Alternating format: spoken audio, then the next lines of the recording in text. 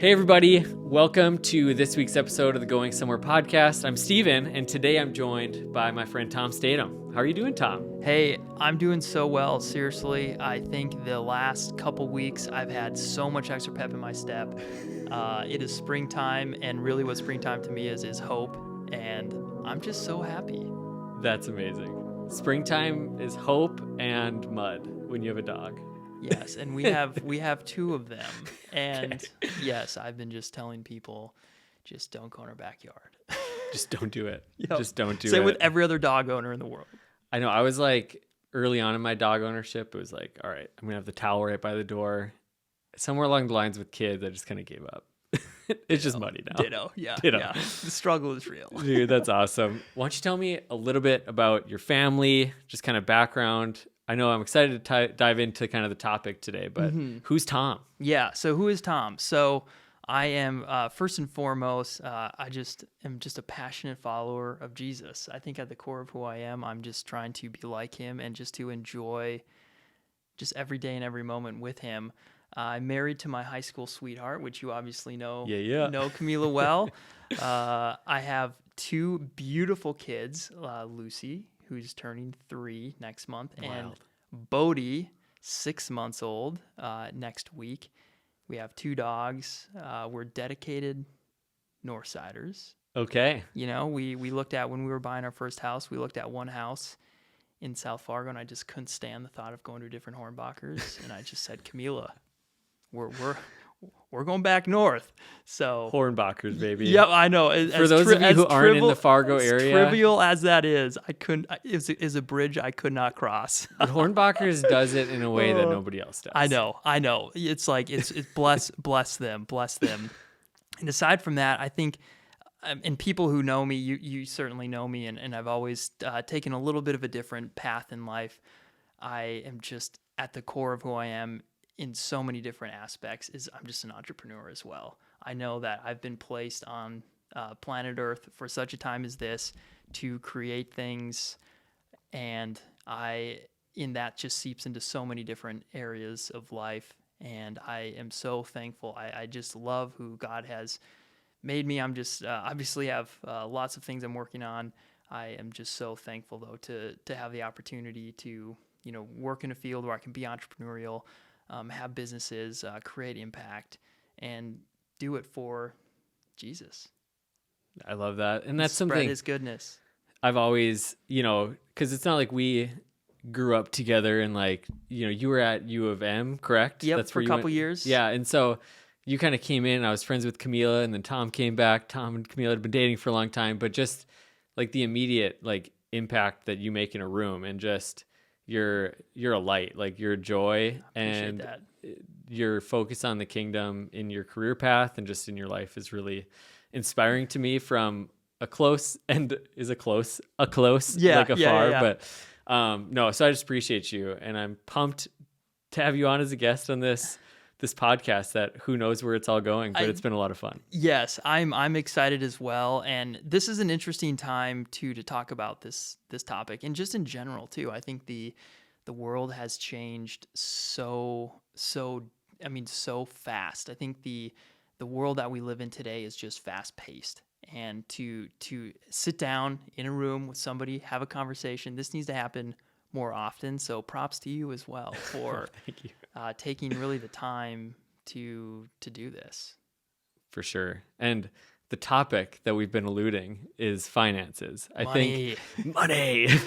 I think as a young adult, there's many challenges. I like to call it the ambiguous adventure of young adult. I just think there's so many moving pieces when it comes to career, home, family, friendships. But I think in the smack dab in the middle of that list is finances. Yeah, I think absolutely. A lot changes. It gets more complicated. You have more of it, and you're going whoa, what's the deal now?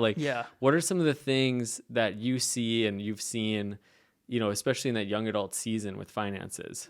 Yeah. So I think a couple notes. So I guess what I do for a living is I actually own a couple different businesses. I have a wealth management company that has been around for 60 years. So my grandfather started our practice in I think it's 1961 is when he got licensed.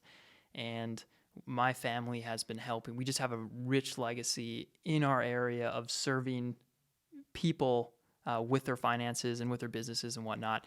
And then also we're starting we have a technology company, a fintech company that we're starting that has just a similar to Fjell, but a bigger reach. So I think really just my mission and one of the things, like really a mandate from the Lord, is to help people do money right. And awesome. that is my, just for the listeners, that's my background. And I think where people go wrong is and oftentimes they don't even know what they're doing. Right. We were talking a little bit before this, how, college and young adults in particular, life is, whether they know it or not at the time, is very defined. And even, in America, there's a relatively set way, there's a set rhythm of life. And say what you want about that rhythm. It is actually, for many people, it is a blessing, sometimes a blessing in disguise, but there is a path that people take and that people perceive into the future. And so I think for a lot of young adults, they have a very defined, like, quarterly system of, quarter one, quarter two, quarter three in school, and they're getting their education. They have, they're surrounded by just, in sometimes hundreds and thousands. Like if you go to NDSU, there's thousands of students year round. So life is, to some degree just predefined. But also what's happening is, students and young adults are just, they're just looking out and they're seeing the world that we live in. And what happens is, people, they just have a relationship with money that they don't even necessarily know they have. And so once the guardrails are off and you say, all right, it's like, if you got an engineering degree, like, go be an engineer. Right. If you're in finance, like, go find a job for accounting, etc. And then all of a sudden the guardrails are off. And then stuck in that is your relationship with money. And a lot of people don't really define what money is to them. And that is just like the start of, I think really a lot of people are just stressed about it. For sure. I think there's so many angles to it, Mm-hmm. And like I said, kind of leading up to, it's like you throughout college, most people don't have an abundance of money. It's like meeting needs, it's just living paycheck to paycheck to pay college, to do whatever. Yeah. And then the definition, you get that first paycheck and you don't have the other things, like you have an abundance. And it's like, now what do I do with this? And how do I handle that? So I think it's like a major thing. And how do you tie that in with the kingdom? Like, I know money is one of the things that Jesus talks about a lot. And, it's a very big biblical theme. And so I think that's something that, I'd love for you to kind of share on too. Yeah. It's kind of like a framework. Yep, for sure. And Jesus is, of all business mentors I've ever had, whether that's me reading about Elon Musk or Jeff Bezos, these really titans of the world today, or, mentors, personal mentors who have, taken and poured into me, the man of Jesus, is my mentor in business, and in money and well. And there's some pretty incredible threads to pull with this idea. And I think Jesus's life in many ways, like Jesus taught us, like through his life, sacrifice. He taught us about love. He taught us, honestly, a lot about happiness, and all of that is wealth. And I think what Jesus modeled to us is, in regards to money, is, money is a tool. Like, that's what it is. Like, you are rich if you have a lot of money. But I think Jesus taught us how to be wealthy. And I think what being wealthy is, just whatever you have, wherever you are in life, it's contentment. It's literally, like, to me, it's just presence. And you think about, like, the presence of God, like where you are with him, like that is life. Like that is beauty. That is love. Like that is our destiny as believers, is to really be present. And I think Jesus is very clear when he says, don't worry about tomorrow. Like, for tomorrow has its own worries. He's like, I Right. have you. And in regards to money, it takes a while to grow. Like, it takes a while to find your way. It takes a while to, be at a place of security. And I think what Jesus has modeled is, and what really, like, what being wealthy is just to be content and to be, like, for me, to be just present with you, like no one else, like no other care, and just enjoying this conversation and just being content. And I think where people go wrong with money, and I'm not like saying that there's true hardship, like people, For sure. the stuff that I have personal conversations with, whether they're clients or not, it's just really hard. Like, bad things happen, unjust things happen with money. But with that being said, there's so much to being content in your situation. And I think where people have a hard time is lack of contentment, and it's really envy. It's like, I want this. I don't have this. Right. I don't drive this. I don't have this. And that leads to discontentment and envy, and that's bad. bad envy, bad. Yeah, no, I feel like that's something that I sense too, or even in our own journey. Like, we just bought a house in November, and we felt like, feeling wise, we felt late to the game. Like, we felt like we were behind. And I think that's a trend that I can see and detect in young adults, is that there is like this expectation, whether it's just finances or not, but with finances in particular, that I'm at this point by this certain time, and if I'm not, I'm behind. And how would you handle that? Like, if you're sitting down with somebody that maybe has that fear, or has that, even like that yearning of like, well, because obviously financial planning and goals is a huge part of what you do, but how would you handle that on like the heart side as well? I would say, I mean, this is pretty frank, but try and kill that as fast as possible. Seriously, it's money in many ways is an illusion. And I, every day of the week I see and have, privy information to, numbers and things at a scale that, most people will just never see. And that, like, that feeling of being behind, like, you will always feel behind if that is what you choose to believe. And that is a hard reality. But I think you have to understand, and people need to understand, that there's no end game. Like, you've probably heard the saying, like, no matter where you go, you can't take your money with you. Right. It's like, there isn't necessarily an end game with money. And I think when you look at the lives of the richest people in the world, most of them are divorced. And it's like, for people who have an abundance, like the generations and generations of it, that doesn't mean anything. I mean, it means something, but it doesn't. Right.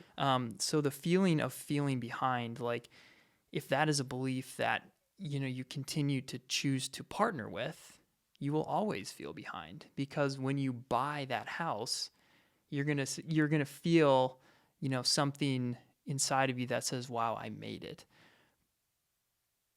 But then 2 years down the line, you're just going to want something else, because that's just human nature. You go to a friend's house, and you're like, oh, I wish I had this space in my house, or, like, it is like that mindset. I think that is such like you keep chasing. And you keep going until when, and like you said, I think it's not an end game. There is no end game to it. And I think that's sometimes, for me, it's, what is my personal end game? Like, what is success to me? What is legacy to me? What is like a meaningful life to me? And because I think the default, if we follow, like you were talking about, the rhythm of life, like, we all have a rhythm or a rule of life, whatever you want to call it. Like, we all have that, whether we know it or not. Yeah. And sometimes we just default to the cultural norm, which tends to be that chase, and that next thing is always the best thing. And how do you fight against that? Like, I know you just kind of briefly talked about that, but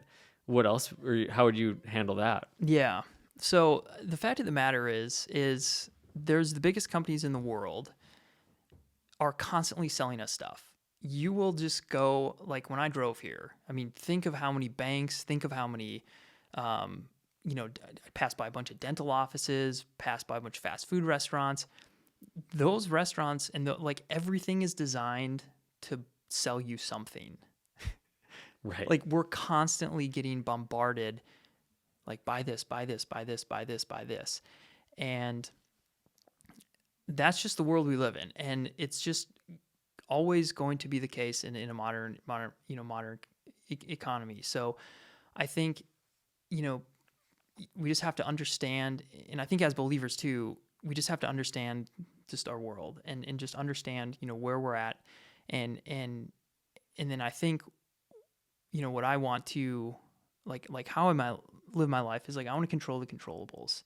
Like I want to control what I can control and just, kill as fast as I can, things that aren't biblical, that don't line up with, what Jesus teaches us, by the testimony of his life. And, money's really hard because most people think people have more of it and they don't have enough. And I think another item on that is it's really hard. Like I've seen hundreds of families' finances, and it's a very, like, money's incredibly unique. Like people's financial situations are incredibly unique to them in ways that, like, if you don't do what I do, you really don't understand. Like you only see yourself, and like again, it's just really easy to like comparisons or like, oh, I don't have enough. Like I need to get here, and it's just hard, and realizing it's hard, but really finding your identity not in what you have, but in who you serve and who, died for us, for our sins. Well, and the Bible even talks about you can't serve God and mammon. Like it's not boycotting like financial gain or anything like that, but it can become a god. It can become absolutely what we serve and who we serve, And so I think that's at the core of it too, is like, who are you serving? And I think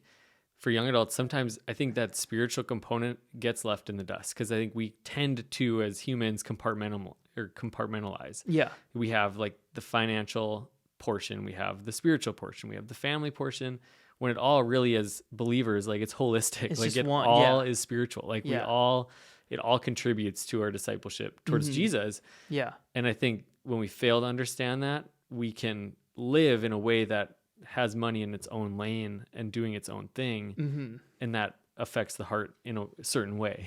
Absolutely. And I think like what's unique about money is it's just all around us. Like it is, like everyone checks their bank accounts, like everyone checks their, portfolios, or people are just very aware of money because that's just the way God made it. Right. It's like, money is a tool, and, God put money on this earth for a reason, because, and think of where it got us. It got us to amazing places, of things that, money has, how people have been able to grow it, and just the world we live in. I mean, it is a miracle. I mean, it is truly like how the system works. It's beautiful. It is really, really cool. But it's just all around us. And so like money, just like you think about like money, sex, and politics, like, those things are just really deep. They're everywhere. They're, you get bombarded, and it's really easy to lose yourself in what other people are telling you about how you should live. When in reality, it's like, no, you should live your life that God has called you. And I think one thing that's unique to Camille and I is, yes, we have an abnormal financial life. Like I understand what I have at a young age is not normal. But, we've just chosen to believe that God is good. And, I've chosen, and I just know, and I just think about, with money, I think about the parable of the talents, the guy who, buried it in a field, and Jesus was like, what a waste. Right. Sorry, man. And the guy who invested in turned into 5, and the guy who invested into 10. And we've really just taken that to heart about what we're trying to create, through our businesses and through, in our personal lives as well, is, we want to let God be God in our finances. We want to let God be God in how we treat people, in how we operate our businesses, and, really try our best to model what he lived out, through our businesses. And as simple as it sounds, like, letting God be God over your finances is what everyone needs and what everyone should be doing. Like, don't be God over your own money, because you're going to fail. Right. That's so good. I think the other unique thing too is, the woman's might, the woman who gave the last of what she had. And Jesus said, like, that basically is generosity. Like, generosity isn't the person that gives the most.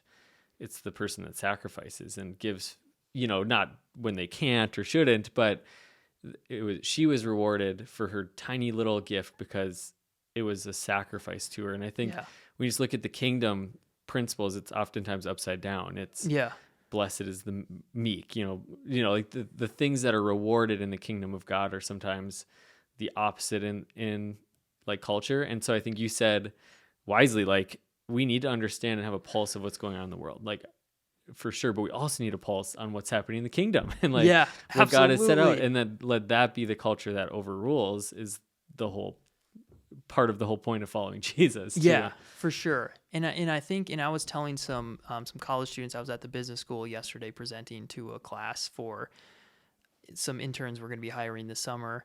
And I just told them, essentially, be your own product. Like, don't be the product of somebody else's dream. I was like, you're God's dream, and, work hard to be proud of who you are and who you are to become, versus just, squandering your time and, sitting on Instagram or sitting on, Facebook and you're just enriching, the shareholders of those companies. And I know that sounds harsh, but,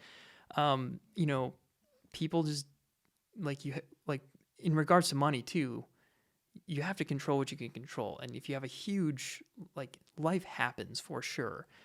But a lot of people feel out of control with their money, and that's where people get stuck. And so many people feel stuck financially. And what's interesting enough is This Isn't Going Somewhere is the name of your, the podcast we're on right now.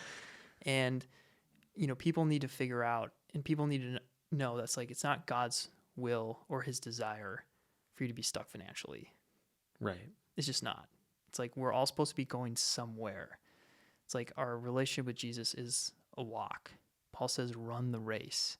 We're to be moving, and people just get stuck financially, and it's really sad. And that just, when that happens, people just feel hopeless.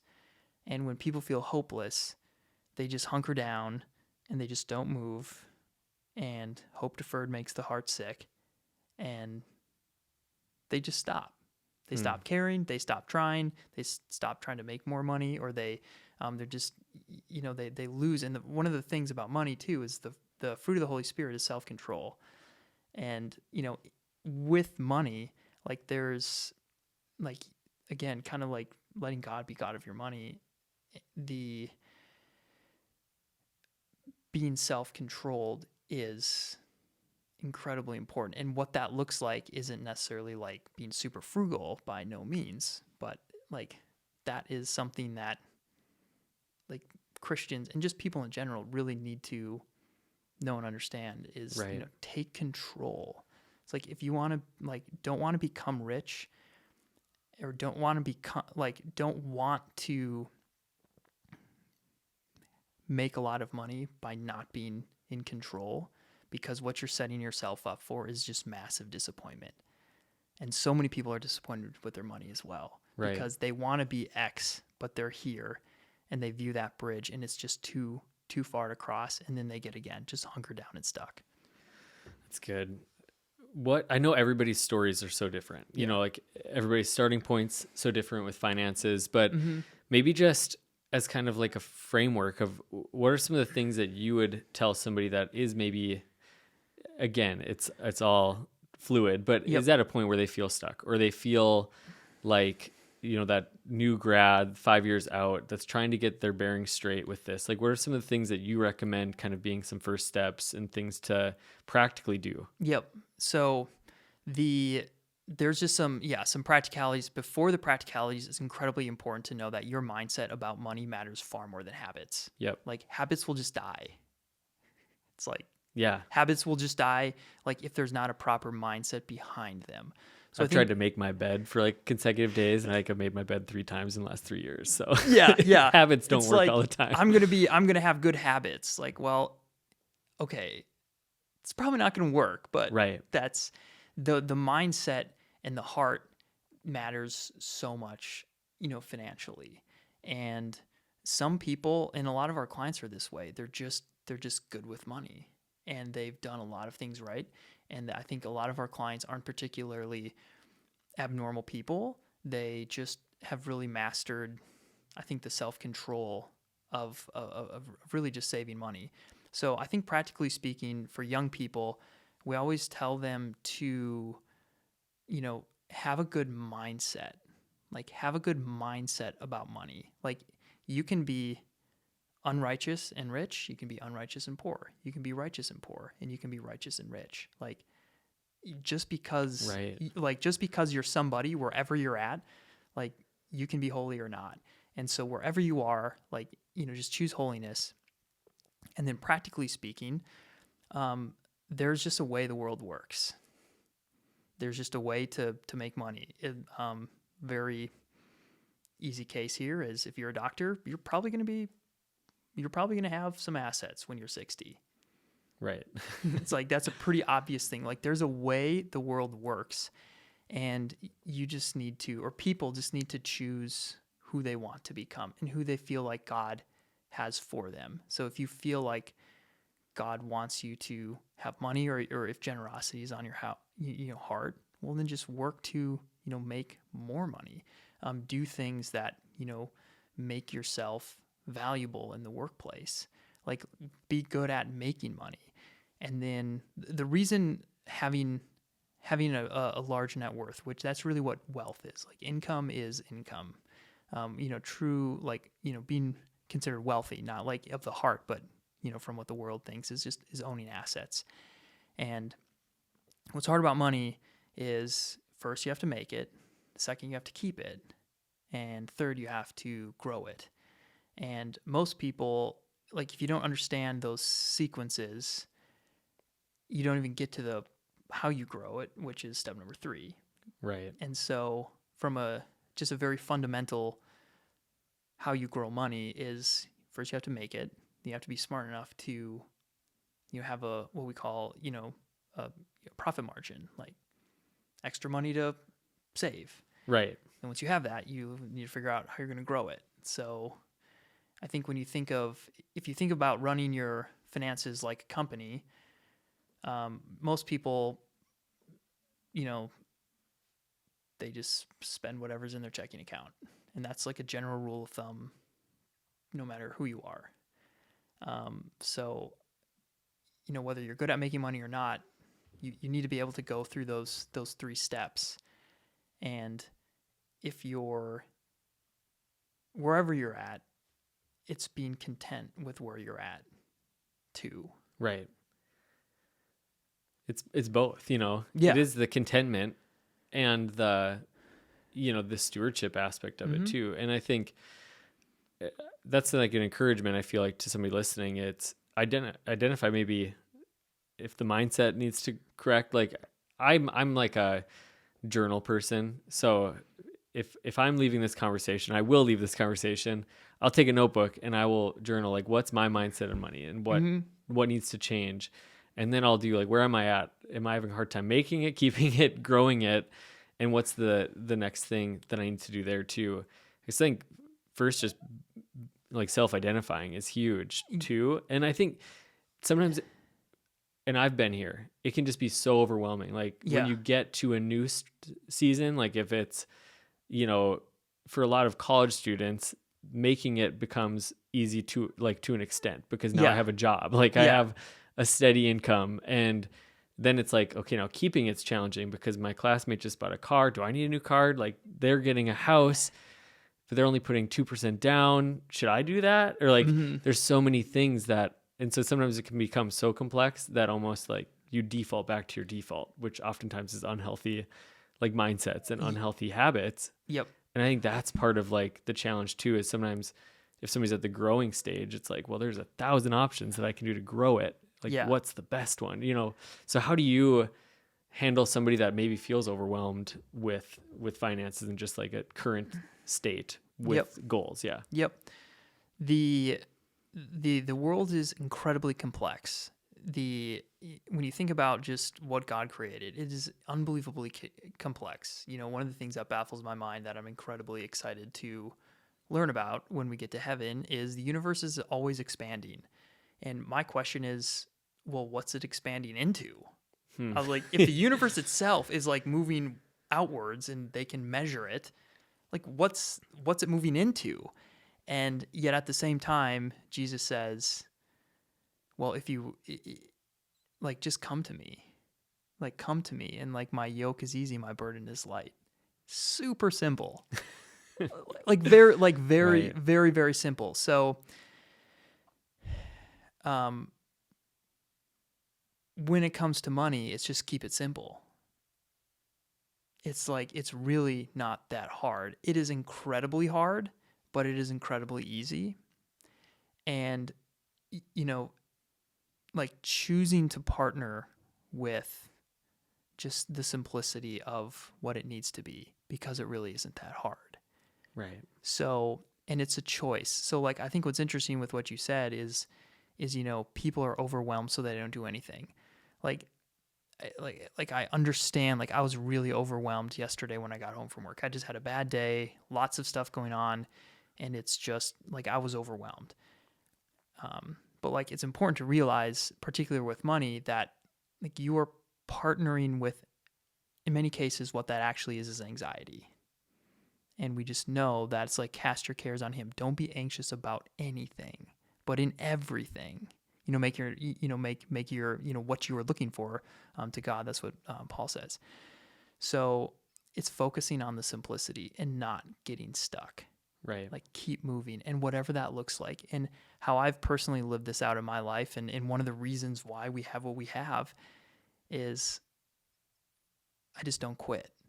Just keep moving forward. I told my team this week, I was like, if we need to go way out here and we find that that's not the right direction, then we're just going to go over here, and that we're just not going to stop.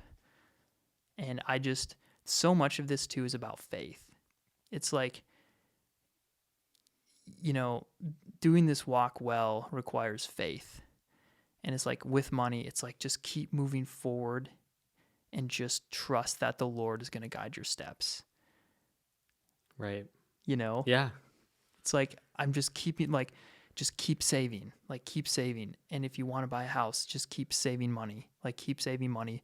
Don't necessarily stress about this house or that. Just submit it to the Lord. Yeah. And just say, like, God, you are the God of my finances. And in that, just being content. And again, this may sound, people may say, like, oh, Tom, like, you're rich. Like, oh, it must be easy for you to say. It's like, okay, sure. It's like, sure, we have more than most people our age. I'm not discounting, that fact. But I've also, had scenarios where it's like, yeah, things have been tight, or wow, we just quit a job that was incredibly cushy. We could have been very happy, but we feel like God has more for us. Right. And it's just about working to please him. And I think that's the key too, is there's a motive element to it. And like from afar with you and Camila, like that's been something that's been so attractive, is just that, like, you guys, one, you wouldn't know your financial standing outside of, you guys are extremely generous, and you guys like live to give and just like live to bless. And like, it's so clear that it's not just something, mine. Like it's something that you guys just want to be a blessing. You want to teach other people so that the kingdom can grow. And I think that's a really thing. But for me, even in the different stages, it's like, why, that was something that we came to with buying a house. Like, it was like, why do we want a house? Is it because that's what is supposed to be done now? Is that because we feel like that's the next step? Or is it because like we want our home to be a blessing to people, that we can invite people in, and we want security for our kids, and things like that are like,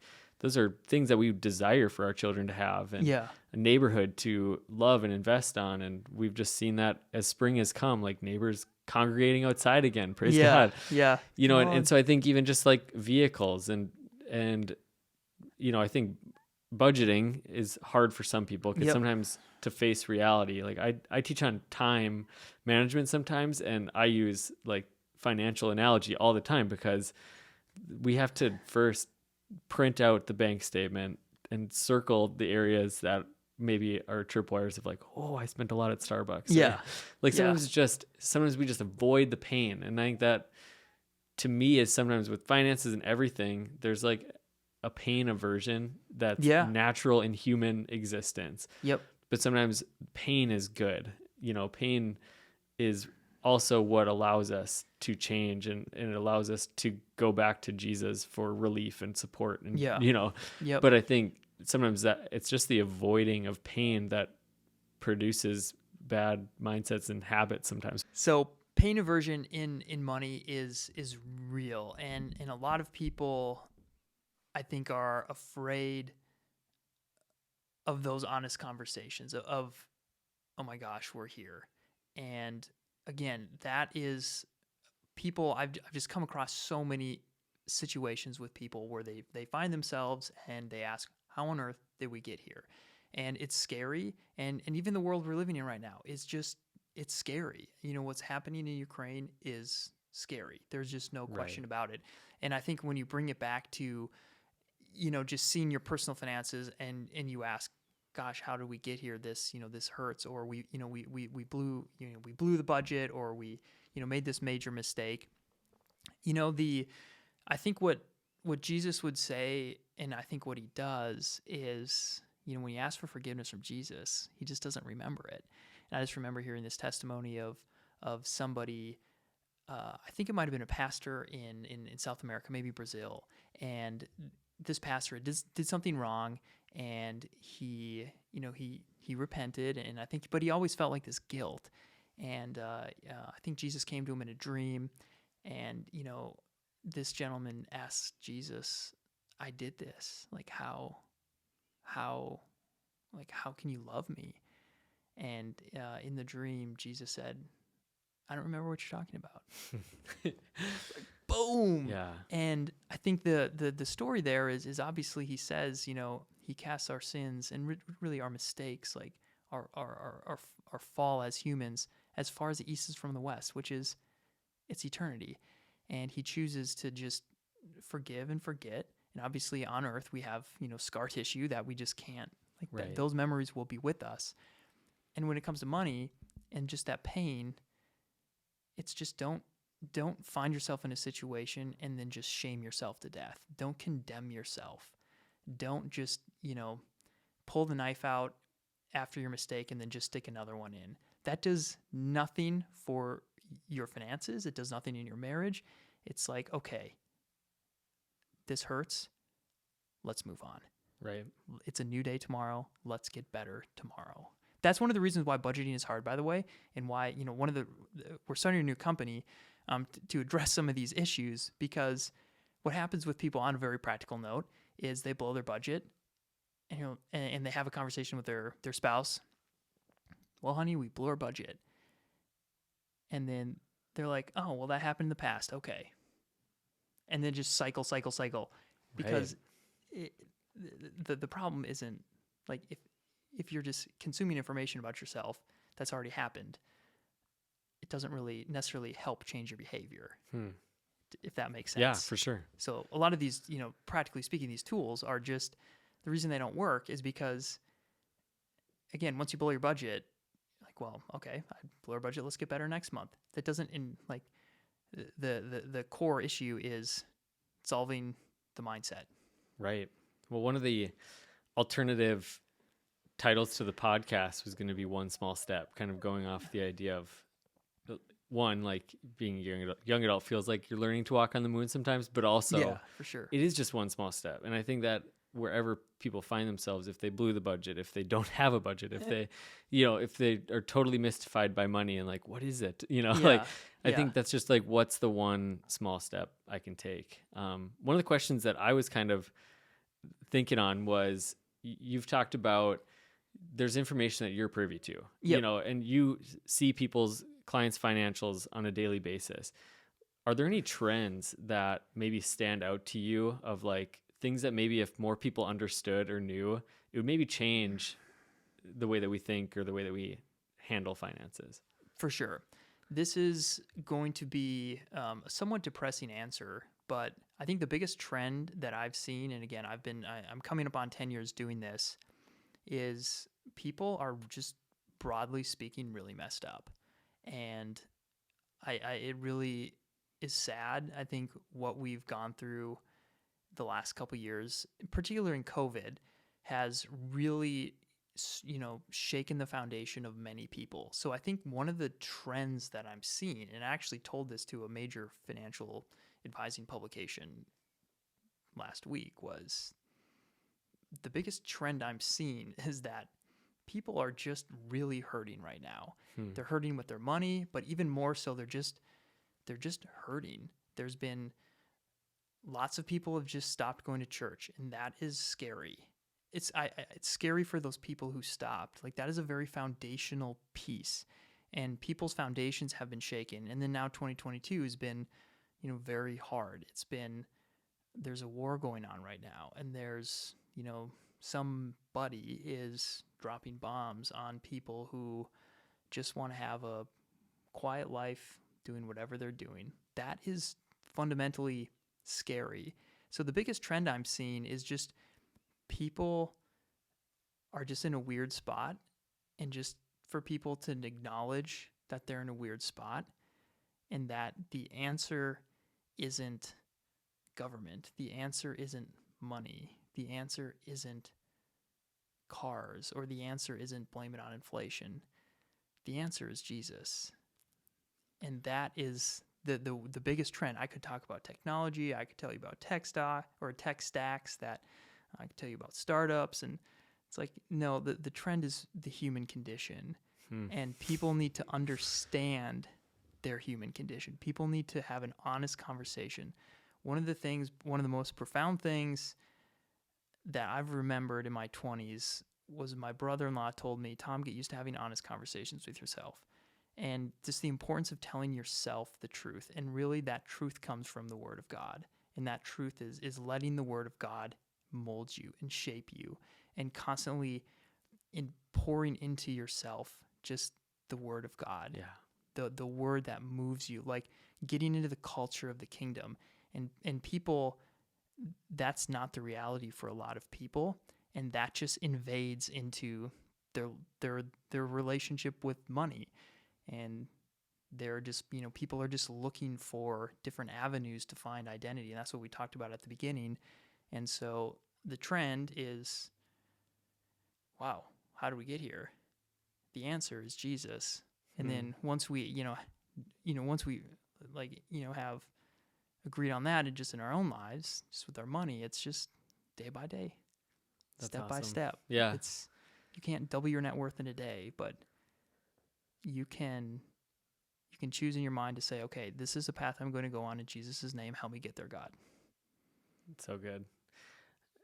The kind of the idea of the going somewhere kind of comes from like the story of Abraham. Like when I was moving, things were kind of shaking up, and I was like, I didn't know what was happening. Like I didn't know where my life was leading. I was so certain and secure. And then I read in Genesis where God tells Abraham, go to the place that I'll show you. And I've thought about that over and over again for the last like 3 or 4 years, of just like, to the place I will show you. That seems very descriptive. Like, nice one, God. But I think that's the that's the call to life, is like, go to the place I'll show you, walk with me, go one step at a time. And knowing your human condition, like it all kind of circles back to that for me. Sometimes it's just like, I don't know where it's going. Yeah. It is scary. Like, I look at the news, or I open my Twitter feed, and beyond the top, it's just all sports for me. But like, then it becomes scary again. And I think that is like such a core right there, is understanding that, knowing that, and then what's the one small thing? Where can we go from here? So good. And tying that into what I said earlier about what is wealth, and wealth is, in my opinion, is just being present and being okay with literally where you are at with your next breath. And that is what I think. I mean, that is the essence that will be heaven. That is heaven on earth, is just being content with where you are, with wherever you are in the journey, because God is, I mean, that's honestly, that's hilarious. It's like, go to the place I'm going to show you. It's like, okay. It's like a mean joke to a friend. Yeah. And God, you've got to say, he's just hilarious. He's the definition of humor, but also it's about the journey. And I think with regards to finances and money, like, people view money as the end destination. Right. And just a little inside knowledge, the news tells us you need to have more. The news tells us you need to cut back. When you get into the insides and when you start reading about, people who have far more than enough, the conversation shifts from purpose, legacy, and people just don't understand that. So if you are here, the world says, well, you need to do this. For the people who are already there, they're like, well, you need to do this. So therein lies the paradox, which it's just the journey. Right. Just wherever you're at, just know that there's this great godliness and contentment, and just enjoy the presence, the presence of Jesus, like the hope within us, and just the person he created right before you. For sure. I think too, sometimes, even I've heard it from like the Christian perspective, I think sometimes we can view with finances generosity as the end game. And I don't necessarily view generosity as the end game. I think generosity is in the midst of the core, and like, it's part of that mindset. What would you say? Obviously, generosity is a huge part of finances as a believer, but what's your take on that? Like, how do you talk about that? Yeah. So generosity, to me, again, you're definitely going to see a trend here. It's a mindset. Like, generosity is a way in which you just live your life. And I have to credit Dave Ramsey for this on his application that, probably a lot of our followers or listeners here have used. The number one thing is give money away. And I think at the core of capitalism, at the core of a business, is, in a very strange way, and people might not necessarily agree with this, but it's generosity. It's, some idea that is just shared with many, many people, and lots of great livelihoods can come out of that idea.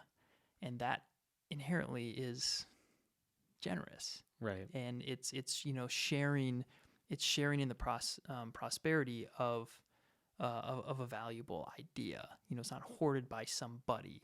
It's shared. And generosity is, I think, when you look at really wealthy people in the terms of assets and income and whatnot, they're very, very generous. And so I think one of the interesting concepts and ideas to share with the listeners here with us is that a chicken before the egg? It's like, do you have to become rich to be generous? Well, the answer is no. It's like, you need to be generous with what you have now. In a lot of cases, if it's not money, it's time. And be generous with what you can give. And that is just like a mindset. Yeah.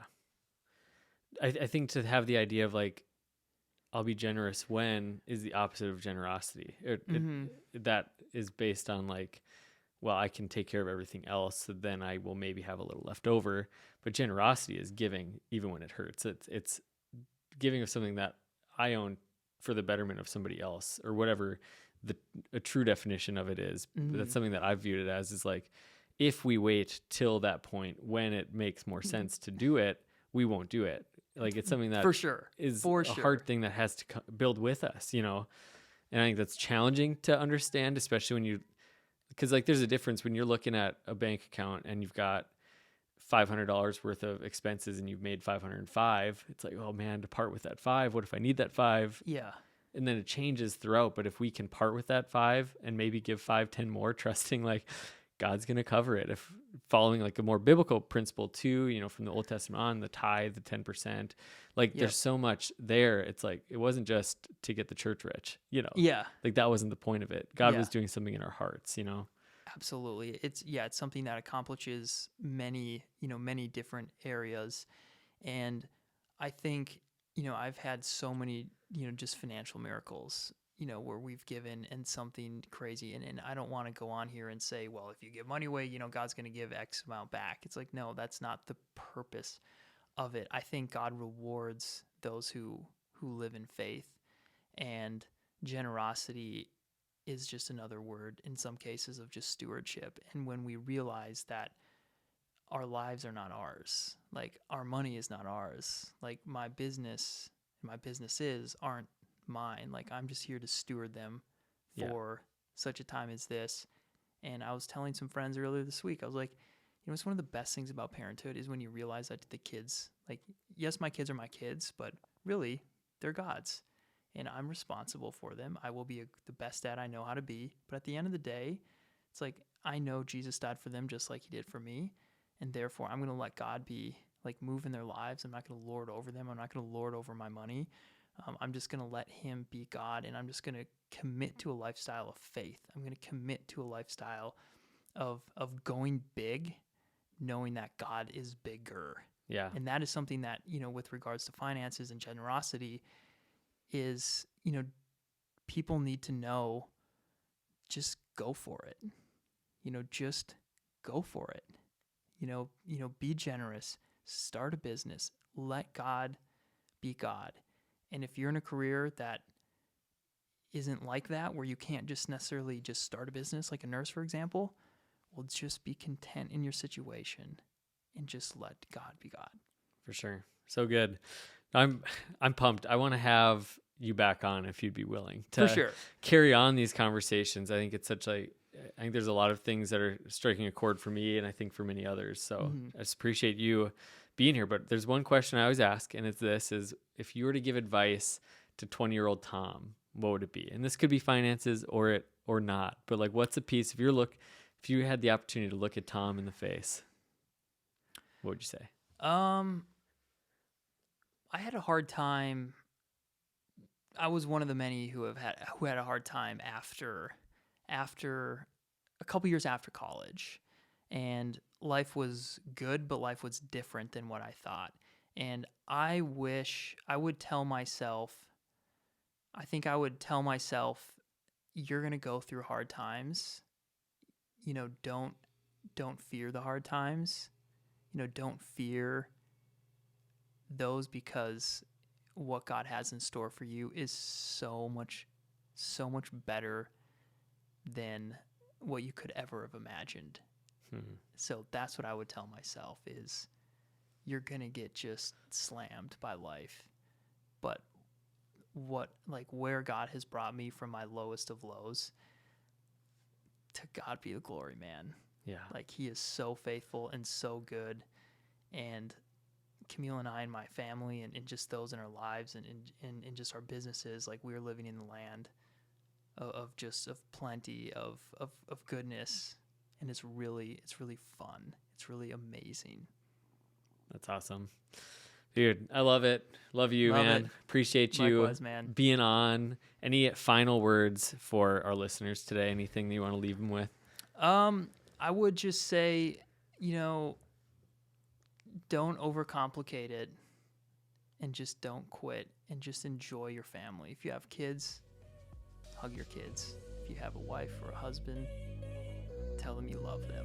It's like, that's what this is all about. And just don't get overstressed, and just take it one day at a time.